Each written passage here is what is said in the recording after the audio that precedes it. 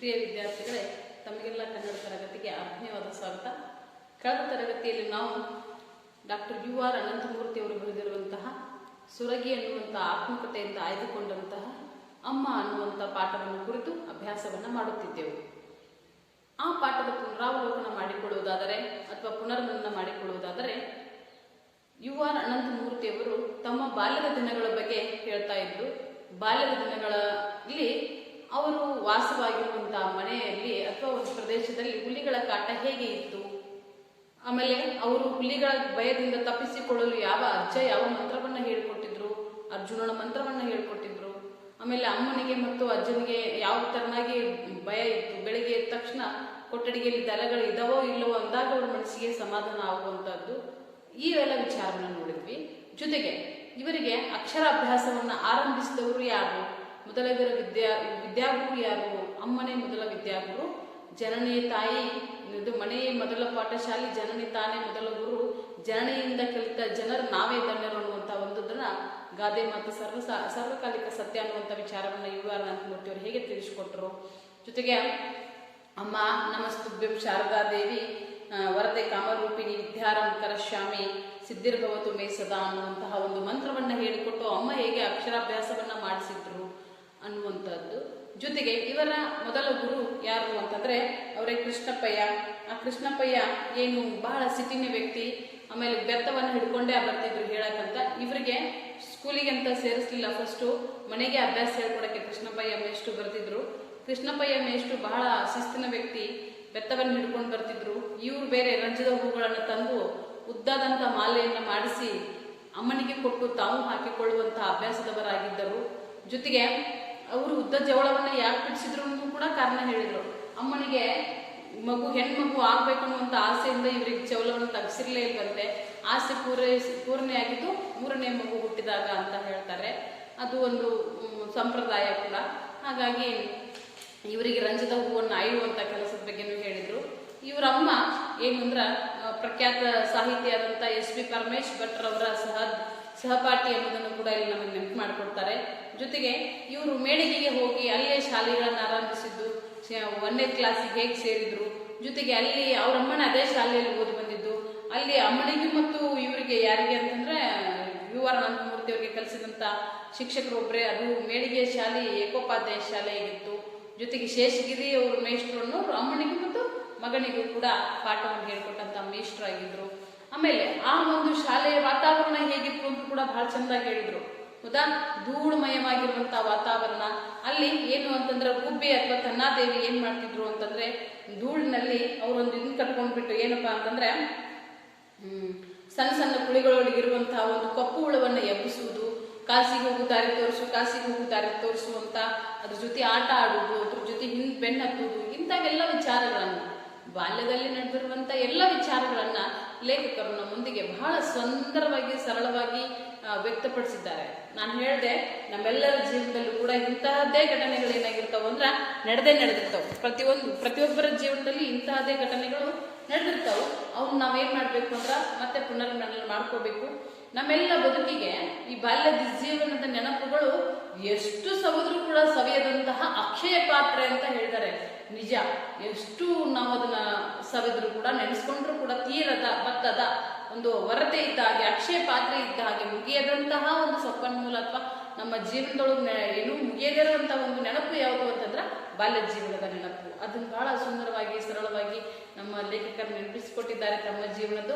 ಹಾಗೆ ನಿಮ್ಮ ಜೀವನದ್ದು ಕೂಡ ನೀವೇನ್ ಮಾಡ್ಬೋದು ಅಂದ್ರೆ ನನ್ನ ಜೊತೆ ಹಂಚ್ಕೋಬಹುದು, ಅಥವಾ ತೆಗೆದಿರೋದ್ರ ಮೂಲಕ ನೀವು ಅದನ್ನ ಬರೆದಿಡುವಂತ ಅಭ್ಯಾಸವನ್ನು ಕೂಡ ಮಾಡ್ಕೋಬಹುದು.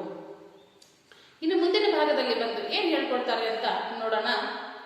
ಸತತ ಮಳೆ ಸುರಿಯುತ್ತಿದ್ದ ಮಳೆಗಾಲದಲ್ಲಿ ಮನೆಯಲ್ಲಿ ಸೋರದ ಭಾಗವನ್ನು ನಾವು ಹುಡುಕಬೇಕಾಗುತ್ತಿತ್ತು. ಮಲೆನಾಡು, ಮೇಳಿಗೆ ಅಂತ ಹೇಳಿದೆ, ಮಲೆನಾಡಿನ ಪ್ರದೇಶ, ಸತತವಾಗಿ ಸುರಿಯುತ್ತಿರುವಂತಹ ಮಳೆ. ಆ ಮಳೆಯಲ್ಲಿ ಏನಪ್ಪಾ ಅಂದ್ರೆ ಮನೆಯಲ್ಲಿ ಯಾವುದು ಮನೆ ಸೋರಂಗಿಲ್ಲ, ಯಾವ ಜಾಗದಲ್ಲಿ ಸೋರಂಗಿಲ್ಲ ಅಂತ ಅದನ್ನೇ ನೋಡ್ಕೊಂಡು ಒಂದ್ ಕಡೆ ತೆಪ್ಪಗೆ ಕುಂದಿರುವಂತ ಪರಿಪಾಠು ನಮ್ಮ ಯಾರಿಗಿತ್ತು ಅಂದ್ರೆ ಲೇಖಕರಿಗೆ ಚಿಕ್ಕವರಿದ್ದಾಗ ಇತ್ತು. ಮಳೆಗಾಲದ ಆರಂಭಕ್ಕೆ ಮೊದಲು ಮನೆಯ ಕೆಲಸಕ್ಕೆ ನಮ್ಮ ಸಂಬಂಧಿಕರು, ಅಪ್ಪನ ಸ್ನೇಹಿತರು ಒಣಸೌದೆ, ಅಕ್ಕಿ, ಬೇಳೆ, ಜೋನಿ ಬೆಲ್ಲವನ್ನು ಸಂಗ್ರಹಿಸಲು ನೆರವಾಗುತ್ತಿದ್ದರು. ಮಳೆಗಾಲ ಆರಂಭವಾಗುವುದಕ್ಕಿಂತ ಮುಂಚೆ ಎಲ್ಲ ಸಂಬಂಧಿಕರು ಬಂದು ಏನ್ ಮಾಡ್ತಿದ್ರು, ಅಕ್ಕಿ, ಬೇಳೆ, ಜೋನಿ ಬೆಲ್ಲ, ಸೌದೆಯನ್ನ ಸಂಗ್ರಹಿಸುವಂತ ಒಂದು ಕಾರ್ಯದಲ್ಲಿ ಎಲ್ಲರೂ ಸಹಾಯ ಆಗ್ತಿದ್ರಂತೆ. ಯಾಕಂದ್ರೆ ಮಳೆಗಾಲದಲ್ಲಿ ಮಲೆನಾಡಿನಲ್ಲಿ ವಿಪರೀತವಾಗಿ ಸುರಿಯುವಂತ ಮಳೆ, ಆಚೆ ಎಲ್ಲಿ ಹೋಗೋಂಗೆ ಇಲ್ಲ, ಅಷ್ಟೊಂದು ಮಳೆ ಸುರಿಯುವಂತಹದ್ದು. ಅವರು ಮಳೆಗಾಲ ಆರಂಭವಾಗೋಕ್ಕಿಂತ ಮುಂಚೆ ದಿನನಿತ್ಯಕ್ಕೆ ಬೇಕಾಗಿರುವಂತಹ ಎಲ್ಲಾ ವಸ್ತುಗಳನ್ನ ಸಂಗ್ರಹಿಸಿಕೊಳ್ಳುವಂತ ಕಾರ್ಯವನ್ನ ಬೇಸಿಗೆ ಕಾಲದಲ್ಲೇ ಆರಂಭಿಸ್ತಿದ್ರು. ಈ ಒಂದು ಆರಂಭಿಸುವ ಕಾರ್ಯಕ್ಕೆ ಸಂಬಂಧಿಕರು ಬಂದೆಲ್ಲ ಸಹಾಯವನ್ನ ಮಾಡ್ತಿದ್ರಂತೆ. ಹಾಗಾದ್ರೆ ಏನೇನು ಸಂಗ್ರಹಿಸ್ತಿದ್ರು? ಒಣ ಸೌದೆ, ಅಕ್ಕಿ, ಬೇಳೆ, ಜೋನಿ ಬೆಲ್ಲ ಮುಂತಾದವುಗಳನ್ನ ಸಂಗ್ರಹಿಸಲು ನೆರವಾಗ್ತಿದ್ರು ಸಂಬಂಧಿಕರೆಲ್ಲ. ಆಗೆಲ್ಲ ಕಾಡು ಹಲಸಿನ ಹಣ್ಣು ಯಥೇಚ್ಛವಾಗಿ ಸಿಗುತ್ತಿತ್ತು. ಆಗೆಲ್ಲ ಕಾಡಿನ ತುಂಬ ಎಲ್ಲ ಯಥೇಚ್ಛವಾದಂತಹ ಒಂದು ಹಲಸಿನ ಹಣ್ಣು ಸಿಕ್ತಿತ್ತಂತೆ. ಜೊತೆಗೆ ಅದು ಕಾಯಿಯಿಂದ ಹಣ್ಣಿನ ತನಕ ಎಲ್ಲಾ ಹಂತಗಳಲ್ಲೂ ಒಂದಲ್ಲ ಒಂದು ಆಹಾರ ಪದಾರ್ಥದ ತಯಾರಿಯಲ್ಲಿ ಉಪಯೋಗಕ್ಕೆ ಬರುತ್ತಿತ್ತು. ಅದು ಕಾಯಿಯಿಂದ ಹಿಡ್ಕೊಂಡು ಹಣ್ಣು ಆಗುವವರೆಗೂ ಹಿಡ್ಕೊಂಡು ಒಂದಲ್ಲ ಒಂದು ತರನಾಗಿ ಹಲಸಿನ ಹಣ್ಣು ಉಪ್ಪಿನಕಾಯಿ ಅಂತ ಮಾಡ್ತಾರೆ, ಹಲಸಿನ ಹಣ್ಣು ದೋಸೆ ಅಂತ ಮಾಡ್ತಾರೆ, ಹಲಸಿನ ಹಣ್ಣು ಕಿಚಡಿ ಅಂತ ಮಾಡ್ತಾರೆ, ಹಲಸಿನ ಹಣ್ಣು ಏನಪ್ಪಾ ಸಂಡಿಗೆ ಹಪ್ಪಳ ಅಂತ ಮಾಡ್ತಾರೆ. ಪ್ರತಿಯೊಂದರಲ್ಲೂ ಕೂಡ ಹಲಸಿನ ಹಣ್ಣನ್ನ ಬಳಕೆ ಮಾಡೇ ಮಾಡ್ತಾರೆ. ಕಾಯಿಯಿಂದ ಹಿಡ್ಕೊಂಡು ಹಣ್ಣಿನವರೆಗೂ ಪ್ರತಿಯೊಂದರಲ್ಲಿ ಅದೇನಾಗ್ತಾ ಇತ್ತು ಅಂದ್ರ ಬಳಕೆ ಆಗ್ತಾ ಇತ್ತು. ಸುರಿಯುವ ಮಳೆಯಲ್ಲಿ ನಾವು ಮಕ್ಕಳೆಲ್ಲ ಬಚ್ಚಲ ಒಲೆಯ ಬೆಂಕಿ ಎದುರು ಕುಳಿತು ಕೈಗಳನ್ನು ಮುಂಚಾಚಿ ಬೆಂಕಿ ಕಾಯಿಸುತ್ತಿದ್ದೆವು. ದಬ ದಬ ದಬ ಸುರಿಯುವಂತ ಮಳೆ, ಅವಾಗ ಭಯಂಕರ ಶೀತವಾದಂತ ವಾತಾವರಣ ಆಗ್ತಿತ್ತಲ್ವಾ. ಬಚ್ಚಲ ಇದ್ರ ಕುತ್ಕೊಂಡು ಏನ್ ಹೇಳ್ತಾರ ಅಂದ್ರೆ, ನಾವೆಲ್ಲ ಬಚ್ಚಲ ಒಲೆಯ ಬೆಂಕಿ ಎದುರು, ಬಚ್ಚಲ ಮನೆಗೆ ಅಂತಾನು ಒಂದು ಮನೆ ಬೇರೆ, ಅದಕ್ಕೆ ನೀರು ಕಾಯಿಸಬೇಕಂತ ಒಂದು ಒಲೆನೂ ಕೂಡ ಬೇರೆ, ಅಲ್ಲೇ ಕಾಯಿಸ್ಕೊಂಡು ಒಲೆ ಅಂಗೈಯನ್ನ ಅಂಗಾಲುಗಳನ್ನ ಕಾಯಿಸ್ಕೊಂಡು ಬೆಚ್ಚಗಾಗಿರುವಂತ ಪರಿಪಾಟ್ಲು ಆಗಿನ ಮಕ್ಕಳಿಗೆಲ್ಲ ಇರ್ತಿತ್ತು. ಆ ಜಡಿಮಳೆಯಲ್ಲಿ ಬೆಂಕಿಯ ಸಹಿತ ಸುಖ ಹಿತವೆನಿಸುತ್ತಿತ್ತು. ಆ ಸುರಿಯುವಂತ ಮಳೆಯಲ್ಲಿ ಏನಾಗ್ತಿತ್ತು ಅಂದ್ರೆ ಬೆಂಕಿಯನ್ನ ಕಾಯಿಸುವುದು ಬಹಳ ಹಿತ ಅನಿಸ್ತಿತ್ತು. ಈಗ ಚಳಿಗೆ ಕೂಡ ಹಂಗ ಅನಿಸುತ್ತೆ. ಏನಪ್ಪಾ ಅಂತಂದ್ರೆ ಬೆಂಕಿಯನ್ನ ಕಾಯಿಸುವುದು, ಬೆಚ್ಚಗಿರುವುದು ಬಹಳ ಹಿತ ಅನಿಸುತ್ತೆ. ಹಾಗೆ ಮಳೆಯಲ್ಲಿ ಕೂಡ ಜಡಿ ಮಳೆಯಲ್ಲಿ ಇವರು ನೀರುವಲ್ಲಿ ಎದುರಿಗೆ ಕುತ್ಕೊಂಡು ಬೆಂಕಿ ಕಾಯಿಸುವುದು ಬಹಳ ಹಿತ ಸುಖ ಅಂತ ಅನಿಸ್ತಿತ್ತಂತೆ. ಹಲಸಿನ ಒಲೆಗೆ ಹಲಸಿನ ಬೀಜಗಳನ್ನು ಹಾಕಿ ಸುಟ್ಟು ತಿನ್ನುತ್ತಾ ನಮ್ಮ ಜೊತೆಯಲ್ಲಿ ಇರುತ್ತಿದ್ದ ಯಾರಾದರೂ ದೊಡ್ಡವರು ಹೇಳುವ ಕಥೆಗಳನ್ನು ಬಾಯಿ ಬಿಟ್ಟುಕೊಂಡು ಆಲಿಸುತ್ತಿದ್ದೆವು. ಆಗ ಬೆಂಕಿಯನ್ನ ಕಾಯಿಸುವ ಜೊತೆಗೆ ಇವ್ರು ಏನ್ ಮಾಡ್ತಿದ್ರು, ಒಲೆಗೆ ಹಲಸಿನ ಬೀಜಗಳನ್ನ ಹಾಕಿಬಿಟ್ಟು ಅವುಗಳ ಸಿಪ್ಪೆಯನ್ನು ಸುರಿದು ತಿನ್ನುತ್ತಾ ಅಜ್ಜ ಅಥವಾ ಅಜ್ಜಿ ಹೇಳುವಂತ ಕಥೆಗಳನ್ನ ಕೇಳುವಂತ ಒಂದು ಅಭ್ಯಾಸವನ್ನ ನಮ್ಮ ಲೇಖಕರು ತಮ್ಮ ಬಾಲ್ಯ ಜೀವನದಲ್ಲಿ ಇರಿಸಿಕೊಂಡಿದ್ರಂತೆ. ಹಲಸಿನ ಬೀಜಗಳನ್ನ ಒಲೆಯಲ್ಲಿ ಹಾಕಿ ಬೆಂಕಿಯನ್ನ ಕಾಯಿಸ್ಕೊಂತ ಆ ಬೀಜಗಳನ್ನ ಸವಿಯುತ್ತಾ ಜೊತೆಗೆ ಕಥೆಗಳನ್ನು ಕೇಳುವಂತಹ ಒಂದು ಏನಪ್ಪಾ ಅಂದ್ರೆ ಹವ್ಯಾಸ ನಮ್ಮ ಲೇಖಕರಿಗೆ ತಮ್ಮ ಬಾಲ್ಯ ಜೀವನದಲ್ಲಿ ಇತ್ತಂತೆ. ಬೇಸಿಗೆಯಲ್ಲಿ ನಮ್ಮಮ್ಮ ಮಳೆಗಾಲದ ದಿನಗಳಿಗೆಂದು ಹಪ್ಪಳ, ಸಂಡಿಗೆಯಂತಹ ಅನೇಕ ತಿಂಡಿಗಳನ್ನು ಒಣಗಿಸಿ ಇಡುತ್ತಿದ್ದರು. ಬೇಸಿಗೆಗೆಂದೇನೆ ಏನ್ ಮಾಡಿದ್ರು ಅಂತಂದ್ರೆ ಇವರಮ್ಮ ಸಂಡಿಗೆ ಮತ್ತು ಹಪ್ಪಳಗಳನ್ನ ಎಲ್ಲ ಈಗಲೂ ಹಾಗೆ ಇದೆ. ಬೇಸಿಗೆ ಕಾಲದಲ್ಲಿ ಸಂಡಿಗೆ ಮಾಡ್ಕೊಳ್ಳೋದು, ಹಪ್ಪಳ ಮಾಡ್ಕೊಳ್ಳೋದು, ಉಪ್ಪಿನಕಾಯಿ ಮಾಡ್ಕೊಳ್ಳೋದು, ಆಮೇಲೆ ಶಾವಿಗೆ ಮಾಡ್ಕೊಳ್ಳೋದು ಎಲ್ಲ ಬೇಸಿಗೆ ಕಾಲದಲ್ಲಿ ಏನ್ ಒಣಗಿಸಿ ಇಟ್ಕೋಬೇಕು, ಬಿಸಿಲಿದ್ದಾಗ ಇವನ್ನೆಲ್ಲ ರೆಡಿ ಮಾಡಿ ಇಟ್ಕೊಂಡು ಮಳೆಗಾಲದಲ್ಲಿ ಆಗಲ್ಲ ಅಂತ ಅನ್ಕೊಂಡು ಮಾಡ್ತಾರೆ.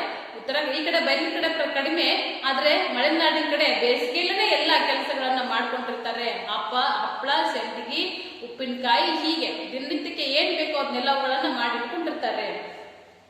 ಮನೆಯ ಹಿರಿಯರಿಗೆ ಮಾತ್ರ ಗೊತ್ತಿದ್ದ ಕೆಲವು ಔಷಧೀಯ ಗುಣಗಳ ಸೊಪ್ಪುಗಳನ್ನು ಬೇಯಿಸಿ ನಿತ್ಯ ಊಟದಲ್ಲಿ ಬಳಸುತ್ತಿದ್ದರು. ನಿತ್ಯ ಊಟದಲ್ಲಿ ಮನೆಯ ಹಿರಿಯರಿಗೆ ಗೊತ್ತಿದ್ದಂತಹ ಔಷಧೀಯ ಸಸ್ಯಗಳನ್ನು ಉಪಯೋಗಿಸಿಕೊಂಡು ಏನ್ ಮಾಡ್ತಿದ್ರು ಅಂದ್ರ ಅವುಗಳನ್ನ ಬಳಸ್ತಾ ಇದ್ರಂತೆ. ದಿನನಿತ್ಯ ಊಟದಲ್ಲಿ ಆ ಸೊಪ್ಪುಗಳನ್ನ ಬಳಸ್ತಾ ಇದ್ರಂತೆ. ಅದು 2ನೇ ಮಹಾಯುದ್ಧದ ಕಾಲ. ಆಗ ಏನು ಅಂದ್ರೆ 1935ನೇ ಇಸ್ವಿ, 35ರಿಂದ 40ನೇ ಇಸ್ವಿಯಲ್ಲಿ 2ನೇ ಮಹಾಯುದ್ಧ ಆಗೋಯ್ತು. ಆ ಒಂದು ಕಾಲದಲ್ಲಿ ಆಗೇನಾಯ್ತು ಅಂತ ಹೇಳ್ತಾರೆ. 2ನೇ ಮಹಾಯುದ್ಧದ ಕಾಲದಲ್ಲಿ ಆ ಸಮಯದಲ್ಲಿ ಆ ವೇಳೆಯಲ್ಲಿ ಏನಾಯ್ತು ಅಂತಂದ್ರೆ ಹೇಳ್ತಾರೆ ನೋಡ್ರಿ, ಕೆರೆಕೊಪ್ಪದಲ್ಲಿ ಅಂಗಳದ ಮನೆಯ ಆಚೆ ಮನೆಯನ್ನು ಆಕ್ರಮಿಸಲು ಹೊಂಚುತ್ತಾ ಇರುವ ಅರಣ್ಯ ಇತ್ತು. ನಸುಕಿನಲ್ಲಿ ಎದ್ದು ಮನೆಯ ಎದುರು ಅರಣ್ಯದ ಹಂಚಿನಲ್ಲಿ ಇದ್ದ ರಂಜದ ಮರವೊಂದರಿಂದ ನೆಲದ ಮೇಲೆ ಚೆಲ್ಲುತ್ತಿರುತ್ತಿದ್ದ ನಕ್ಷತ್ರಾಕಾರದ ರಂಜದ ಹೂಗಳನ್ನು ಆರಿಸುವುದು, ದೊರ್ವೆಯನ್ನು ಹುಲ್ಲಲ್ಲಿ ಹುಡುಕಿ ಕಿತ್ತು ತರುವುದು, ಕೇದಿಗೆ ಹರಡಿದೆಯೇ, ಮರದ ಮೇಲಿನ ಗೂಡಿನಲ್ಲಿ ಮೊಟ್ಟೆ ಮರಿಯಾಯಿತೆ ಎಂದು ಬಿದಿರಿನ ಸಂಧಿಯಿಂದ ನಿತ್ಯ ನೋಡುವುದು ನನಗೆ ಖುಷಿಯ ಸಂಗತಿಗಳು. ಹಾಗಾದ್ರೆ ನಮ್ಮ ಲೇಖಕರಿಗೆ ಖುಷಿಯನ್ನು ಕೊಡ್ತಿರುವಂತಹ ಸಂಗತಿಗಳು ಯಾವ್ಯಾವು ಅಂತ ಹೇಳ್ತಾರೆ ನೋಡ್ರಿ. ಆಗ ಇವರು ಚಿಕ್ಕವರಿದ್ದಾಗ ಮೀಳಿಗೆಯಲ್ಲಿ ಆ ಒಂದು ದಟ್ಟ ಸುರಿಯುವಂತಹ ಒಂದು ಮಳೆಯ ಸಂದರ್ಭದಲ್ಲಿ ಇವ್ರು ಏನೇನು ಕೆಲಸಗಳಿಗೆ ಇವ್ರ ಮನಸ್ಸಿಗೆ ಖುಷಿಯನ್ನು ನೀಡುವಂತಹ ಕೆಲಸಗಳು ಯಾವ್ಯಾವು ಅಂತಂದ್ರೆ ಮೊದಲೇದಾಗಿ ಹೇಳ್ತಾರೆ ನೋಡ್ರಿ.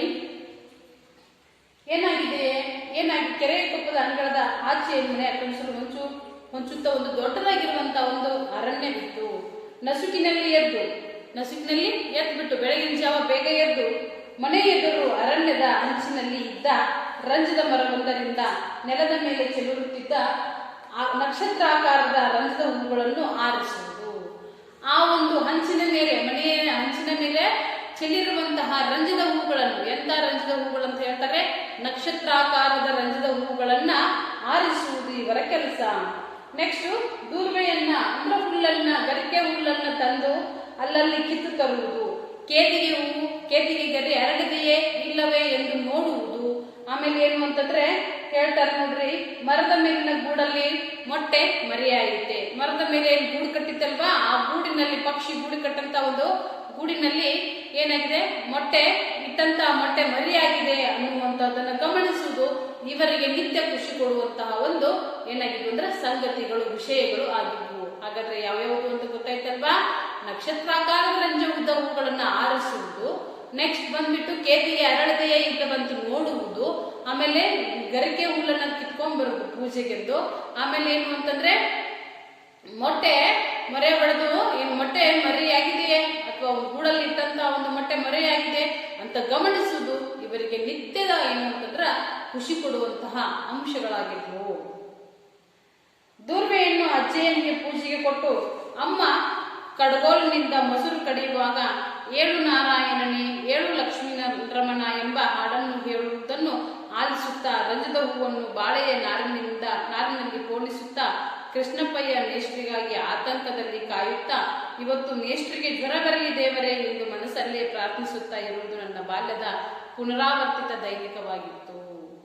ಆ ಹುಲ್ಲನ್ನ ತೆಗೆದುಕೊಂಡ್ಬಿಟ್ಟು ಗರಿಕೆ ಹುಲ್ಲನ್ನ ತಂದು ಅಜ್ಜನ ಪೂಜೆಗೆಂದು ಕೊಡುವುದು, ರಂಜದ ಹೂಗಳನ್ನ ಪೋಣಿಸುವುದು, ಬಾಳೆದಿಂದ ಇದನ್ನು ತೆಗೆದುಕೊಂಡು ಏನು ಅಂತಂದ್ರೆ ನಾರಿನಲ್ಲಿ ಹೂವನ್ನ ಪೋಣಿಸುವುದು. ಅಮ್ಮ ಮೊಸರನ್ನ ಮಜ್ಜಿಗೆಯಾಗಿ ಮಾಡುವಾಗ, ಮೊಸರು ಕಡಿಯುವಾಗ ಏಳು ನಾರಾಯಣನೇ ಏಳು ಲಕ್ಷ್ಮೀ ರಮಣನೆ ಅಂತ ಹಾಡ್ತಾ ಅಮ್ಮ ಮೊಸರನ್ನ ಕಡಿತಿದ್ಲಲ್ವಾ, ಆ ಕಡಿಯುವುದನ್ನ ಹಾಡವನ್ನ ಕೇಳ್ಕೊಂತ ಇವ್ರು ಏನ್ ಮಾಡ್ತಿದ್ರು ಅಂತಂದ್ರ ಬಾಳೆ ನಾರಿನಲ್ಲಿ ಹೂಗಳನ್ನ ಪೋಣಿಸ್ತಾ ಇದ್ರು. ರಂಜದ ಹೂಗಳಂದ್ರೆ ಇವ್ರಿಗೆ ಬಾಳ ಹುಚ್ಚು. ರಂಜದ ಹೂಗಳನ್ನ ಆರಿಸ್ಕೊಂಡು ಬಂದ್ಬಿಟ್ಟು ಮಾಲೆ ಮಾಡಿ ತಾವಷ್ಟು ಮುಡ್ಕೊಳ್ಳೋದು, ಅಮ್ಮನಿಗಷ್ಟು ಕೊಡೋದು ಹುಚ್ಚು ಬಾಳ. ಹಾಗಾಗಿ ರಂಜದ ಹೂಗಳನ್ನ ಪೋಣಿಸ್ತಾ ಹೇಳ್ತಿದ್ರಂತೆ, ಇವತ್ತು ಕೃಷ್ಣಪ್ಪಯ್ಯ ಮೇಷ್ಟ್ರಿಗೆ ಏನಾಗ್ಲಿ ಜ್ವರ ಬರಲಿ, ಅವ್ರ ನಮ್ಮ ಮನೆಗೆ ಬರದೇ ಇರ್ಲಿ ದೇವ್ರೆ ಅಂತ ಮನಸ್ಸಿನಲ್ಲಿ ಪ್ರಾರ್ಥನಾ ಮಾಡ್ತಿದ್ರಂತೆ, ಪ್ರಾರ್ಥನೆಯನ್ನ ಮಾಡ್ಕೊತಿದ್ರಂತೆ. ಅಂದ್ರೆ ಇವತ್ತು ಬಂದ್ರೆ ಮೇಷ್ಟ್ರು ಬಂದ್ಬಿಟ್ರೆ ನಾನು ಹೂವನ್ನು ಕಟ್ಟು ನೋಡ್ಬಿಟ್ರೆ ಅವ್ರು ನಂಗೆ ಬೈತಾರೆ, ನನ್ನ ಹೂ ಏನಪ್ಪಾ ಅಂದ್ರೆ ಅವ್ರ ಪಾಠ ಕೇಳಕ್ ನಮ್ಗೆ ಇಷ್ಟ ಇಲ್ಲ, ಅವ್ರು ಬರ್ದಂಗನೆ ಆಗ್ಲಿ ಅಂತ ಏನ್ ಮಾಡ್ತಿದ್ರಂತ ಮನಸ್ಸಲ್ಲಿ ಪ್ರಾರ್ಥನೆಯನ್ನ ದೇವರಿಗಾಗಿ ಮಾಡ್ಕೊಂತಿದ್ರಂತೆ.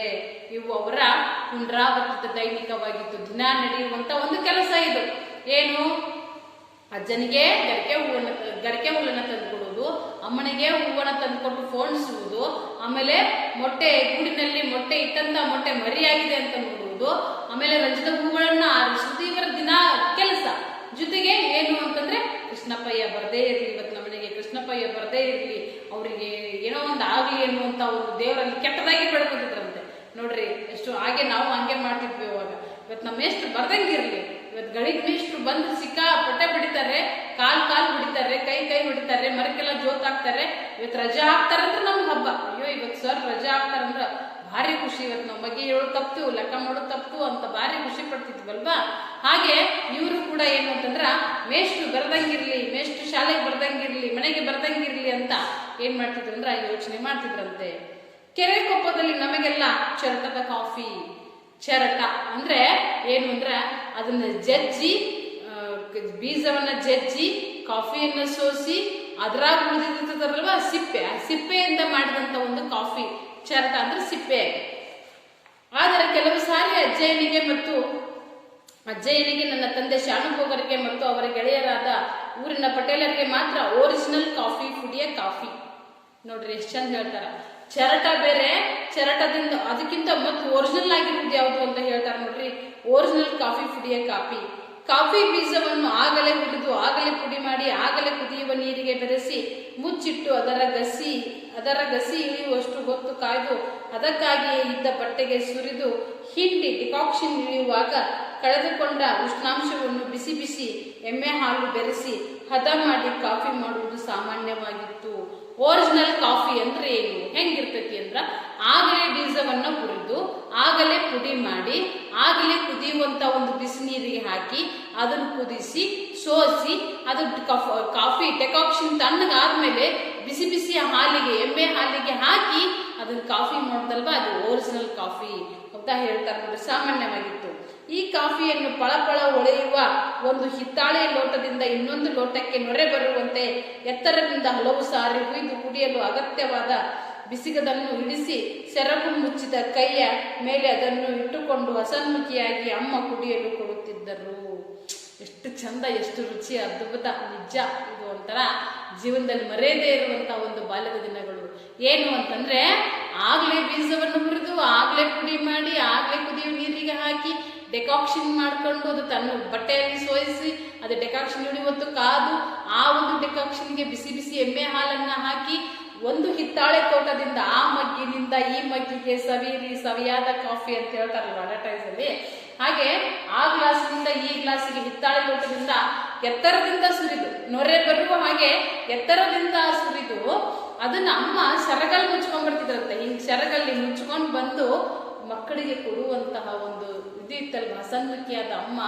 ಆ ಒಂದು ಕ್ಷಣ ಅದ್ಭುತ ಅಂತ ನೆನೆಸ್ಕೊಂತಾರೆ ನೋಡ್ರಿ. ಮಕ್ಕಳಿಗೂ ನನಗೂ ಎಲ್ಲೋ ಒಂದೊಂದು ಸಾರಿ ಈ ಕಾಫಿಯ ಪುಣ್ಯ ಸಿಗುತ್ತಿತ್ತು.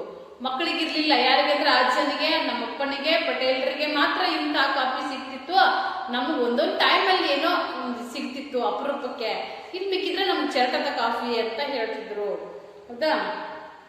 ನಿತ್ಯ ಈ ಕಾಫಿಯ ಘಮಘಮದ ವಾಸನೆಯನ್ನು ಕೊಂಚವಾದರೂ ಉಳಿಸಿಕೊಂಡು ಅದರ ಚರಟ ಕುದಿಸಿ ಮಾಡಿದ ಕಾಫಿಯ ಸೇವನೆ ನಮಗೆ ನಿತ್ಯ. ಇದ್ರ ವಾಸನೆ ಅಲ್ಲಿ ಕುಡಿತೀವಲ್ಲ, ಘಮ ಘಮ ಘಮ ಘಮ, ಅಲ್ಲಿ ಕಾಫಿ ಕುದಿಯಾಕತ್ಬಿಡ್ತು ಅಂದ್ರೆ ಘಮ ಘಮ ಘಮ ಘಮ ವಾಸನೆ ಎಲ್ಲ. ಆ ವಾಸನೆಯೊಂದಿಗೆ ಆ ಚರಟದೊಂದಿಗೆ ಕುದಿಸಿ ಮತ್ತೆ ಕಾಫಿ ಮಾಡಿಕೊಡ್ತಿದ್ರಲ್ಲ, ಅದೇ ನಮಗೆ ದಿನ. ಆದ್ರೆ ವಿಶೇಷವಾಗಿ ಒಂದೊಂದ್ಸತಿ ಒರಿಜಿನಲ್ ಕಾಫಿನೂ ಕೂಡ ನಮಗೆ ಕೊಡ್ತಿದ್ಲು ಅಮ್ಮ ಅಂತ. ಇವೆಲ್ಲದರ ತಯಾರಿಯು ನೆನಪಾಗುತ್ತದೆ. ಈಗ ನನಗೆ ಈ ದೊಡ್ಡವನ ಆದ್ಮೇಲೆ ಈಗೆಲ್ಲ ನಾನು ಬರೀತಿರುವಂತ ಸಂದರ್ಭದಲ್ಲಿ ಹಿಂದಿನ ಎಲ್ಲ ಘಟನೆ ನನಗೇನಾಗ್ತಾ ಇದೆ, ಈಗ ನೆನಪಾಗ್ತಿದೆ. ಕಾಫಿ ಬೀಜದ ಒಂದು ಕೆಲಸ, ಆಮೇಲೆ ಅದು ಉರಿಯುವಂಥದ್ದು ಪರಿಮಳ, ಘಮ ಘಮ ವಾಸನೆ, ಅದನ್ನ ಮಾಡುವುದು, ಒಂದೊಂದು ಲೋಟದಿಂದ ಒಂದು ಲೋಟಕ್ಕೆ ಸುರಿಯುವುದು, ಅಮ್ಮ ಅದನ್ನ ಹಸನ್ಮುಖಿಯಾಗಿ ಮುಚ್ಕೊಂಡ್ಬಂದು ಕೊಡೋದು, ಇವೆಲ್ಲ ಏನಾಗತ್ತವು ನನಗ ನೆನಪಾಗ್ತಾವು ಅಂತ ಲೇಖಕರು ನಮ್ಮ ಜೊತೆ ಹಂಚ್ಕೊತಿದ್ದಾರೆ. ಕಾಫಿ ಬೀಜವನ್ನು ಬ್ಯಾರಿಯೊಬ್ಬರು ತಿಂಗಳಿಗೊಮ್ಮೆ ನಮಗೆ ತಂದು ಕೊಡುತ್ತಿದ್ದರು. ಹಾಗಾದ್ರೆ ತಂದು ಕೊಡೋರು ಯಾರು? ಬ್ಯಾರಿ ಎನ್ನುವಂತ ಒಬ್ಬ ವ್ಯಕ್ತಿ ಕಾಫಿ ಬೀಜವನ್ನು ತಿಂಗಳಿಗೊಂದು ಸಾರಿ ತಂದು ಕೊಡ್ತಿದ್ರಂತೆ. ಈ ವಿಶೇಷ ಪದಾರ್ಥಗಳನ್ನೆಲ್ಲವೂ ತಡವಾಗಿ ನಾವು ಪಡೆಯುವುದು ವರ್ಷಕ್ಕೊಮ್ಮೆ. ನಮ್ಮಲ್ಲಿ ಇರದೇ ಇರುವಂತಹ ವಸ್ತುಗಳನ್ನ ಅವರಿಂದ ಪಡೆಯುವುದು, ಅವರಿಗೆ ಇರದೇ ಇರುವಂತಹ ವಸ್ತುಗಳನ್ನ ನಾವು ಕೊಡುವುದು. ಇದಕ್ಕೇನಂತೀವಿ ಅಂತಂದ್ರೆ ಕಡ ಕೊಡುವುದು ಅಂತೀವಿ. ಪಕ್ಕದ ಮನೇಲಿ ಇಸ್ಕೊಂತೀವಲ್ವಾ, ಒಂದ್ ಸೇರ್ ಹಿಟ್ಟು ಕೊಡ್ರಿ, ಒಂದ್ ಸೇರ್ ಅಕ್ಕಿ ಕೊಡ್ರಿ, ನಿಮ್ಗೆ ತಂದು ಕೊಡ್ತೀವಿ, ಅದ್ರ ಬದ್ಲಿ ಮತ್ತೊಂದೇನೋ ಕೊಡ್ತೀವಿ ಅಂತ. ಈಗ ಇನ್ನೂ ಕೂಡ ಹಳ್ಳಿಯಲ್ಲಿದೆ ಈ ವಾಡಿಕೆ, ಕಡ ಇಸ್ಕೊಡುದು, ಕಡ ಕೊಡುವುದು ಅಂತಾರೆ, ಹೌದಾ. ತಂದು ವರ್ಷಕ್ಕೊಮ್ಮೆ, ಅಂದರೆ ದೀಪಾವಳಿಯಿಂದ ಇನ್ನೊಂದು ದೀಪಾವಳಿಗೆ, ಯುಗಾದಿಯಿಂದ ಇನ್ನೊಂದು ಯುಗಾದಿಗೆ, ಗೌರಿ ಹಬ್ಬದಿಂದ ಇನ್ನೊಂದು ಗೌರಿ ಹಬ್ಬದವರೆಗೆ ಈ ಕಡದ ಅವಧಿ. ಹಾಗಾದ್ರೆ ಯಾವ್ಯಾವ್ದು ಇರ್ತಿತ್ತು? ದೀಪಾವಳಿ ಕೊಟ್ರೆ ಮರು ವರ್ಷ ದೀಪಾವಳಿವರೆಗೆ, ಯುಗಾದಿ ತಗೊಂಡ್ರೆ ಮರು ವರ್ಷ ಯುಗಾದಿವರೆಗೆ, ಗೌರಿ ಹಬ್ಬ ತಗೊಂಡ್ರೆ ಬರುವಂತ ಗೌರಿ ಹಬ್ಬದವರೆಗೆ ಈ ಕಡದ ಅವಧಿ ನಡೀತಾ ಇತ್ತಂತೆ. ನಾವು ಬೆಳೆದ ಅಡಿಕೆಯನ್ನು ಭತ್ತವನ್ನು ಬದಲಿಗೆ ಕೊಟ್ಟು ಕಡವನ್ನು ತೀರಿಸುತ್ತಿದ್ದರು. ಹಾಗಾದ್ರೆ ನಮ್ಮಲ್ಲಿರುವಂತಹ ಭತ್ತ, ಅಡಿಕೆ ಮತ್ತೇನು ಅಂತ ಹೇಳ್ತಾರೆ ಅಂತಂದ್ರೆ, ಭತ್ತವನ್ನು ಅಡಿಕೆಯನ್ನು ಕೊಟ್ಟು ಕಡವನ್ನ ಏನ್ ಮಾಡ್ತಿದ್ರು ಅಂದ್ರೆ ತೀರಿಸ್ತಿದ್ರಂತೆ. ಜರಿ ಟೋಪಿ ತೊಟ್ಟ ಬಿಹಾರಿ ಬಂದಾಗಲೆಲ್ಲ ನಮಗೆ ಸಕ್ಕರೆಯಿಂದ ಮಾಡಿದ ಮಿಠಾಯಿ ಪುಕ್ಕಟೆ ಸಿಗುತ್ತಿತ್ತು. ಜರಿ ಬಣ್ಣದ, ರೇಷ್ಮೆ ಬಣ್ಣದ ಅಥವಾ ಜರಿ ಬಣ್ಣದ ಒಂದು ಟೋಪಿಯನ್ನು ಹಾಕೊಂಡು ಬಂದಂತಹ ಬ್ಯಾರಿ ಬರ್ತಿದ್ರಲ್ವಾ, ವರ್ಷಕ್ಕೊಂದ್ಸತಿ ಬೀಜವನ್ನ ಕೊಡಾಕಂತ ಬಂದಾಗ, ತಿಂಗಳಿಗೊಂದ್ಸತಿ ಅಂತ ಬರ್ತಿದ್ರಲ್ವಾ, ತಿಂಗಳಿಗೊಂದ್ಸತಿ ಬಂದಾಗ ಅವ್ರು ಬಂದಾಗ ನಮ್ಗೆ ಏನ್ ಕೊಡ್ತಿದ್ರು ಅಂತಂದ್ರ ಮಿಠಾಯಿಯನ್ನ, ಸಿಹಿ ಮಿಠಾಯಿ, ಸಕ್ಕರೆಯಿಂದ ಮಾಡಿದಂತ ಮಿಠಾಯಿಯನ್ನು ನಮ್ಗೆ ತಿನ್ನಾಕಂತ ಕೊಡ್ತಿದ್ರು. ಅವ್ರು ಬಂದಾಗೆಲ್ಲ ನಮ್ಗೆ ಅದೊಂದು ಸಿಕ್ತಿತ್ತು ಅಂತ ಹೇಳ್ತಾರೆ. ನನ್ನ ಭಯ ನಿವಾರಣೆಗೆಂದು ಎಂದೋ ಒಮ್ಮೆ ಕರಡಿ ಆಡಿಸುವುದನ್ನು ತಂದು ತಂದ ಕಡು ಕರಡಿಯ ಮೇಲೆ ನನ್ನನ್ನು ಕೂರಿಸಿ ಅಂಗಳ ಸುತ್ತು ನೆನಪಿದೆ. ಇವರಿಗೆ ಭಯ ಇತ್ತೇನೋ, ಏನು ಅಂತಂದ್ರೆ ಏನು ಕರಡಿ ಅಂದ್ರೆ ಫುಲ್ ಭಯ ಇತ್ತಂತೆ. ಆ ಕರಡಿಯನ್ನು ತೆಗೆದುಕೊಂಡು ಬಂದು ಅದ್ರ ಮೇಲೆ ಕುಂದ್ರಿಸಿ ಅಂಗಳೆಲ್ಲ ಸುತ್ತಾಡಿಸಿದಂತ ನೆನಪು ಈಗಲೂ ಕೂಡ ಇದೆ ಅನ್ನುವಂಥ ವಿಚಾರವನ್ನ ಯಾರು ಹೇಳ್ತಾರೆ ಅಂದ್ರೆ ಲೇಖಕರು ಹೇಳ್ತಾರೆ. ಕೈಯಲ್ಲಿ ಕಾಸಾಡದ ಆ ಕಾಲದಲ್ಲಿ ಹಲವು ಸಾರಿ ಮನೆಯಲ್ಲಿ ನಮಗೆಲ್ಲರಿಗೂ ಕಾಫಿ ಮಾಡುವಷ್ಟು ಅನುಕೂಲ ಇರಲಿಲ್ಲ. ಕೈಯಲ್ಲಿ ಕಾಸಾಡದ ಅಂದ್ರೆ ದುಡ್ಡು ಇರದ, ಕಾಸಾಡದ ಅಂದ್ರೆ ದುಡ್ಡು ಇರದಂತ ಆ ಸಮಯದಲ್ಲಿ ಎಲ್ಲರಿಗೆ ಒರಿಜಿನಲ್ ಕಾಫಿ ಸಿಗುವಂತದ್ದು ಒಂದೊಂದ್ಸತಿ ಭಾಗ್ಯ ಇರ್ತಿರ್ಲಿಕ್ಕಿಲ್ಲ ಅಂತ ಹೇಳ್ತಾರೆ. ಕೆಲವೊಮ್ಮೆ ಅಮ್ಮ ಸ್ವಲ್ಪ ಕಾಫಿ ಪುಡಿಯಲ್ಲಿ 1 ಲೋಟ ಕಾಫಿ ಮಾಡಿ ಅಪ್ಪನಿಗೆ ಕೊಟ್ಟು ಆ ಕಾಫಿ ಮಾಡಿದ ಚೆರಟದಲ್ಲಿ ನನಗೆ ತನಗೆ ಮತ್ತು ನನ್ನ ಅಜ್ಜನಿಗೆ ಕೊಡುತ್ತಿದ್ದರು.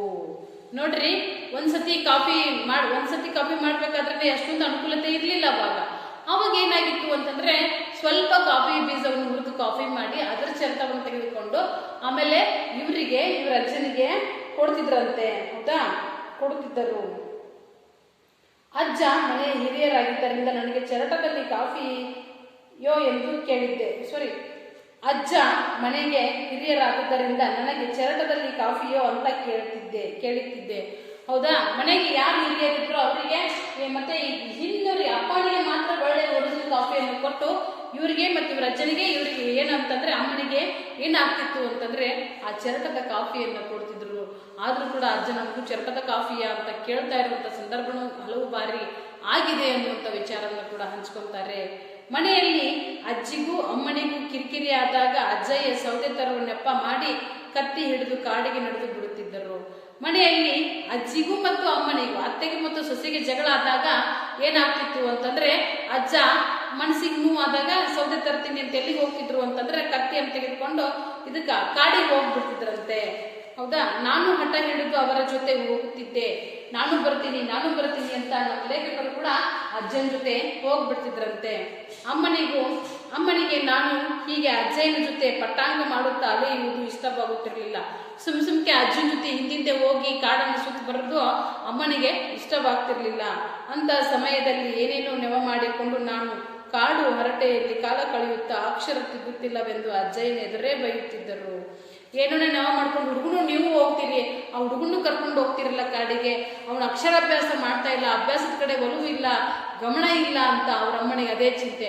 ಹಾಗಾಗಿ ಅವರಮ್ಮ ಅಜ್ಜನನ್ನ ಬೈತಿದ್ರಂತೆ. ನೀವು ಹೋಗ್ತೀರಿ, ನಿಮ್ಮ ಜೊತೆ ಅವನು ಬಂದ್ಬಿಡ್ತಾನೆ, ಸುಮ್ಮನೆ ಕಾಲಹರಣ ಮಾಡ್ತಾನೆ, ಈಗ ಮಾಡಬಾರ್ದು ಅನ್ನುವಂಥ ವಿಚಾರವನ್ನ ಅಮ್ಮ ಮಾವನಿಗೆ ಬೈತಿರುವಂಥ ವಿಚಾರನ ನೆನಪಿಸ್ಕೊಂತಾರೆ. ಹೀಗೆ ಮಕ್ಕಳು ಹಠ ಮಾಡ್ತಿರ್ಬೇಕಾದ್ರೆ ಕೊನೆಯದಾಗಿ ನೀವೇ ಹಾಳು ಮಾಡಿದ್ದು, ನೀವೇ ಹಿಂಗ್ ಮಾಡಿರಿ, ನೀವೇ ಮುದ್ದು ಮಾಡಿರಿ ಅಂತ ಹಿರಿಯರಿಗೆ ಬೈಯುವಂತ ವಾಡಿಕೆ ಬರ್ತೈತಿ. ಯಾಕಂದ್ರೆ ಆ ಮಕ್ಕಳು ಅಪ್ಪ ಅಮ್ಮ ಬೆಳೆದಾಗ ಹಿರಿಯರ ಹತ್ರ ಹೋಗಿ ಮುದ್ದು ಮಾಡಿಸ್ಕೊಂತಾರೆ, ನನ್ನ ಅಜ್ಜ ಇದ್ದಾರೆ, ನನ್ನ ಅಜ್ಜಿ ಇದ್ದಾರೆ ಅನ್ನುವಂಥ ವಿಚಾರದಲ್ಲಿ ಇವರು ಕೂಡ ಅಜ್ಜನ ಜೊತೆ ಹೋಗ್ತಿದ್ರಂತೆ. ಅದಕ್ಕೆ ಅಮ್ಮ ಅಜ್ಜನನ್ನ ಬೈಯುವಂತ ಸಂದರ್ಭವನ್ನು ಕೂಡ ನಮ್ಮ ಜೊತೆ ಹಂಚಿಕೊಂಡಿದ್ದಾರೆ. ಸುಂದರವಾದಂಥ ನೆನಪುಗಳು ಏನಪ್ಪಾ ಅಂದ್ರೆ ಎಲ್ಲರ ಬಾಲ್ಯ ಜೀವನದಲ್ಲಿ ನಡೆದಿರುವಂತಹ ನೆನಪುಗಳು ಅವಿಸ್ಮರಣೀಯ, ಶಾಶ್ವತ, ಎಂದು ಬತ್ತದ ಹೊರತೆ ಇದ್ದಂತಹ ಇಂಥ ನೆನಪುಗಳು, ಬಾಲ್ಯದ ಜೀವನದ ನೆನಪುಗಳು ಎಲ್ಲರ ಜೀವನದಲ್ಲೂ ಕೂಡ ನಡೆದಿರ್ತವೆ. ನಾನು ಹೇಳ್ತಿದ್ದೀನಿ, ಇಂಥ ನೆನಪುಗಳಿಗೇನು ಅಂತಂದ್ರೆ ಕೊನೆ ಇಲ್ಲ. ಇವಕ್ಕೆ ಎಷ್ಟು ನಾವಿರುತ್ತನೂ ಇಂಥ ನೆನಪುಗಳಿಗೆ ನಮ್ಮ ಜೊತೆ ಇದ್ದೇ ಇರ್ತವೆ. ಹಾಗಾಗಿ ನೀವು ನಿಮ್ಮ ಜೀವನದಲ್ಲಿ ಆದಂತಹ ವಿಚಾರಗಳನ್ನ ಆದಷ್ಟು ಗೆಳೆಯರೊಂದಿಗೆ ಹಂಚಿಕೊಳ್ಳಿ, ಇಲ್ಲ ಬರೆದಿಟ್ಕೊಳ್ಳಿ, ಏನೋ ಒಂದು ಹಾಡನ್ನಾದ್ರೂ ಬರೆಯಿರಿ. ಇಂಥ ಬರೆದಾಗ ನಿಮ್ಗೇನಾಗ್ತೈತಿ ಅಂದ್ರೆ ಬರೆಯುವ ಅಭ್ಯಾಸದ ಒಂದು ರೂಢಿ ಆಗ್ತೈತಿ. ಇಷ್ಟು ನಮ್ಮ ಡಾಕ್ಟರ್ ಯು.ಆರ್. ಅನಂತಮೂರ್ತಿಯವರ ಜೀವನದಲ್ಲಿ ನಡೆದಿರುವಂತಹ ಬಾಲ್ಯದ ಜೀವನದ ನೆನಪುಗಳನ್ನ ಅಮ್ಮ ಅನ್ನುವಂಥ ಶೀರ್ಷಿಕೆಯಲ್ಲಿ ನಮ್ಮ ಜೊತೆ ಹಂಚಿಕೊಂಡಿದ್ದಾರೆ. ಇಷ್ಟು ಅಭ್ಯಾಸ, ಹೆಚ್ಚಿನ ಅಭ್ಯಾಸಕ್ಕಾಗಿ ಮತ್ತು ಇನ್ನು ಸುರಗಿ ಅನ್ನುವಂಥ ಆತ್ಮಕಥನವನ್ನ ನೀವೆಲ್ಲ ಓದಬಹುದು ಅಂತ ಹೇಳ್ತಿದ್ದೀನಿ. ಮುಂದಿನ ಭಾಗವನ್ನ ಮುಂದಿನ ತರಗತಿಯಲ್ಲಿ ನೋಡೋಣ.